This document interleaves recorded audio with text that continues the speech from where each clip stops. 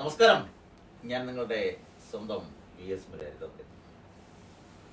ഇവിടെ പാണ്ടിക്കാട് കുഞ്ഞനുമായി ബന്ധപ്പെട്ട് വളരെയേറെ വിവാദങ്ങളും പ്രശ്നങ്ങളും നടക്കുന്ന ഈ അവസരത്തിൽ എൻ്റെ പ്രിയ സുഹൃത്തുക്കൾ ഒരുപാട് പേർ എന്നെ നേരിട്ട് വിളിക്കുകയും അതോടൊപ്പം മെസ്സേജുകൾ അയക്കുകയും ചെയ്തു.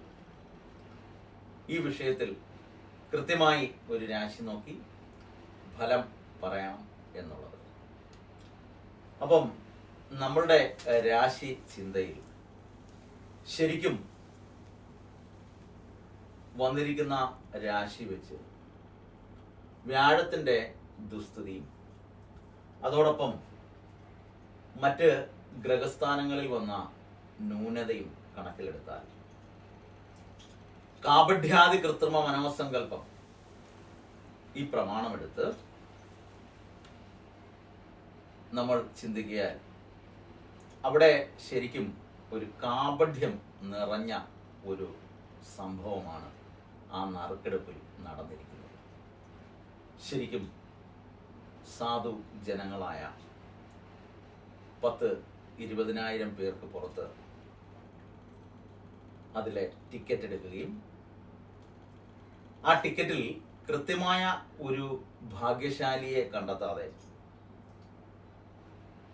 ഏതോ ഒരു കാപഢ്യം അവിടെ കാണിച്ച്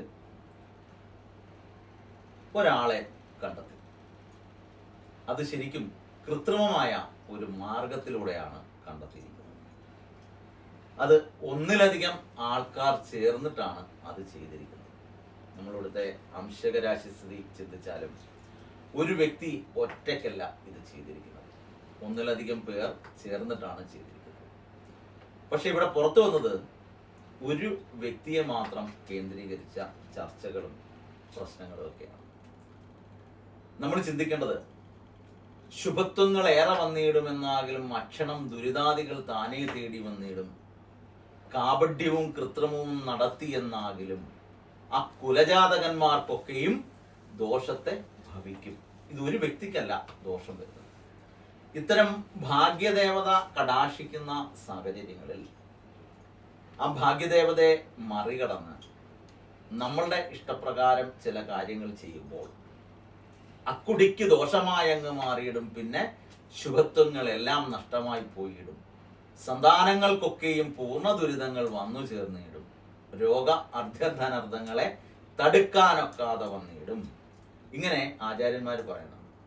ചില ഭാഗ്യ കടാക്ഷങ്ങൾ നമ്മൾ കാപഢ്യാദി കൃത്രിമം കൊണ്ട് മാറ്റിമറിക്കുമ്പോൾ അവിടെ ശുഭത്വം കുറയുകയും യഥാർത്ഥ ഭാഗ്യശാലിക്ക് അത് ലഭിക്കാതെയും വരും.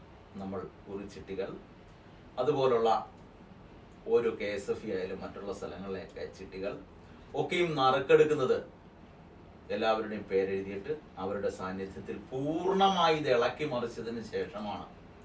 അല്ലാതെ ഇപ്പം നമ്മൾ ആ വീഡിയോ തന്നെ എനിക്ക് 3-4 പേര് അയച്ചു തന്നു. ആ വീഡിയോ ഞാൻ ശ്രദ്ധിച്ചു. മുകളിൽ മാത്രം ഇങ്ങനെ കൈകൊണ്ട് 2 പ്രാവശ്യം ഇളക്കിയിട്ടുണ്ട്. അടി കിടന്ന ടിക്കറ്റുകളൊന്നും ഇളകി മറിഞ്ഞിട്ടില്ല. 1. 2, നമ്മൾ ഏതൊരു കാപഢ്യം കാണിക്കുമ്പോഴും അതിൻ്റെ മറുവശം കൂടി നമ്മൾ ചിന്തിക്കണം. ഈ കാപഢ്യം കൊണ്ട്